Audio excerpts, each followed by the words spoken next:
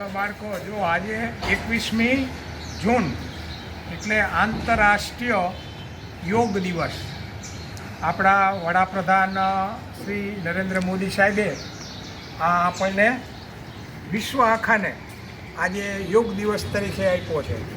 તો આજે સમગ્ર ભારતની અંદર અને સમગ્ર વિશ્વમાં આજે યોગ દિવસ તરીકે ઉજવવામાં આવે છે. એટલે કે શારીરિક તંદુરસ્તી સારી રહે એટલા માટે આજનો યોગ દિવસ રાખેલો છે.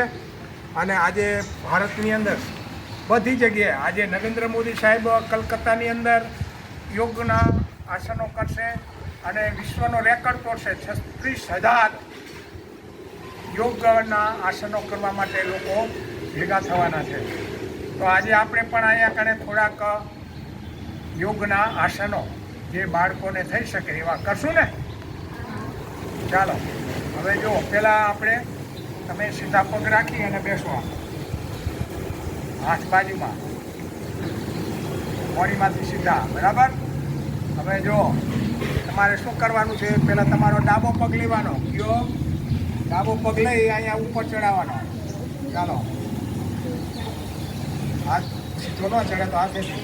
હવે જમણો પગ લેવાનો અને એને ઉપર આમ ચડાવવાનો અને આ બે હાથ છે એ અહીંયા રાખવાના અને પેલી આંગળી સાથે આમ રાખવાનું. એટલે આ જ્ઞાન મુદ્રા કહેવાય. આવી રીતે તમે બેસો ને એટલે તમારી યાદશક્તિ વધે, બરાબર. જ્ઞાન મુદ્રા કહેવાય. અને કમરમાંથી સીધા, બરાબર. અને હવે આપણી નજર છે ને એ આમ સીધી, એટલે કે નાકની દાંડી તરફ નજર રાખવાની અને ઊંડા શ્વાસ લેવાના. શું કરવાનો?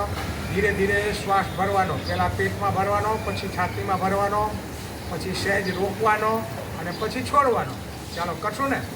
આને પદ્માસન કહેવાય. શું કહેવાય? પદ્માસન. ચાલો ભરો શ્વાસ.